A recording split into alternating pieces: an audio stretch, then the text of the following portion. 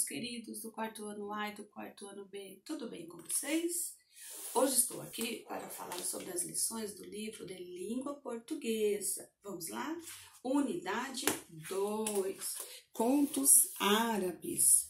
Não se sabe ao certo quando surgiram essas histórias, pois são contos populares criados por contadores de histórias do Oriente entre os séculos 8 e 15. Vocês observaram a imagem da abertura?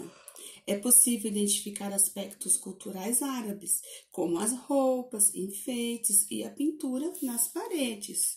Nas páginas 44 e 45, aparece o conto Ali Babá e os 40 Ladrões, que faz parte do livro As Mil e Uma Noites. Essas histórias que são narradas pela personagem Sherazade, uma moça que se casa com o sultão Shahriar e conta-lhe todas as noites uma história para salvar sua vida. Eu tinha pedido para que vocês lessem a história das páginas 46 a 51, o mercador e o gênio. Gostaram da história? Bem interessante, não? Porém, que gênio maldoso, não? Agora eu vou fazer a correção para vocês, começando pela página 50. Que mercador azarado, não é? Com tanto gênio dando sopa por aí, ele foi logo encontrar um que não estava para brincadeira? A questão 1 fala assim: o que a palavra cabedais quer dizer no texto? Marque a alternativa correta. E a alternativa correta é o terceiro quadrinho. Posses materiais ou recursos financeiros, bens e riquezas. Já na questão 2, estava pedindo para relacionar as colunas de acordo com o significado das palavras destacadas. Conta-se, ó rei venturoso, cheio de felicidade e sorte. Montou um de seus animais, no qual pendurava um alforje com bolinhos e tâmaras, saco duplo, fechado nas duas extremidades e aberto no meio, por onde se dobra, formando duas bolsas iguais. E Deus já escrevera que ele chegaria bem e incólume à terra para onde rumava, sem lesão ou ferimento, são e salvo. Levantou-se, fez abluções e rezou, ritual de purificação do corpo ou de parte dele, por meio da água.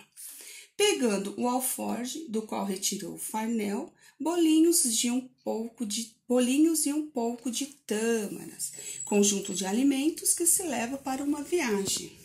Já na questão 3, está perguntando como era a aparência do gênio. Ele era velho, com os pés na terra e a cabeça tocando as nuvens, e empunhava uma espada desembaiada. Já na página 51, a questão 4, como seria a aparência do filho do gênio? É uma resposta pessoal, mas vou ajudar vocês. Não aparece nenhuma informação sobre o filho do gênio. Ele pode ser invisível ou tão pequeno que o mercador não conseguiu enxergá-lo, ou que ele não existe mesmo, e o gênio inventou isso como desculpa para matar o mercador por maldade. Na questão 5, vocês acham que a morte do filho do gênio foi bem explicada? Ele não aparece nem vivo nem morto. O gênio estaria mentindo e apenas queria matar o mercador para satisfazer sua maldade. Já na 6, ao recitar os versos, do que o mercador estava reclamando? Reclamou das reviravoltas que o destino reserva, de como a vida tem idas e vindas e de como o tempo parece maltratar apenas quem é importante. Na questão 7, é uma questão pessoal também. Sherazade parou a história bem na hora de contar o que aconteceria com o mercador. Na opinião de vocês, o que o gênio vai fazer? Depois, na escola, eu vou ouvir vocês sobre essa questão, ok?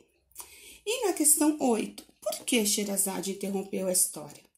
Para prender a atenção do rei até a noite seguinte, evitando que ele a matasse naquele momento.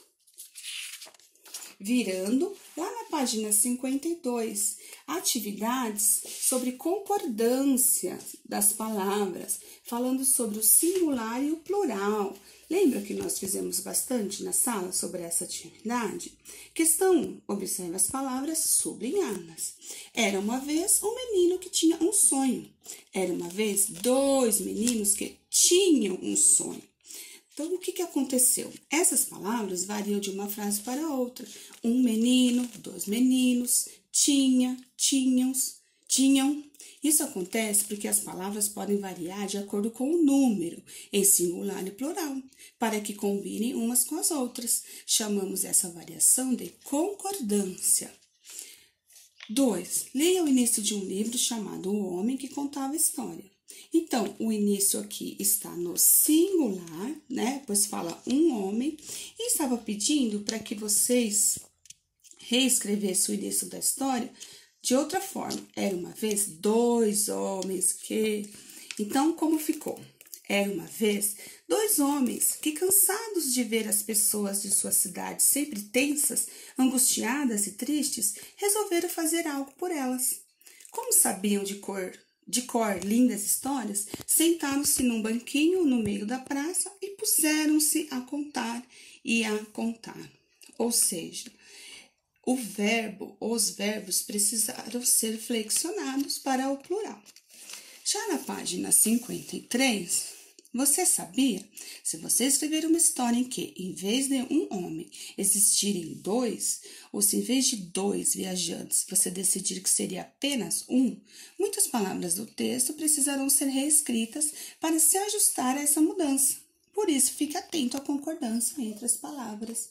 Aqui, o exercício 3, começando pelo plural. E vocês teriam que fazer o contrário. Imagine que o trecho acima começasse assim. A Rolinha jantava primeiro, ou seja, no singular. Vamos ver como ficou? A Rolinha jantava primeiro. Pescava os derradeiros grãos de farelo de milho deixados na janela em bacia de alumínio. Depois espiava um lado e outro do mundo, espreguiçando as asas, como se invejosa das garças. Então rabiscava a memória da tarde com leves voos.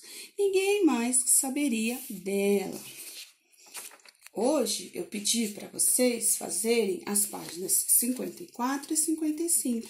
A 54 é a mesma questão sobre o singular e o plural, tá? No exercício 4, começando pelo singular, e vocês terão que passar para o plural.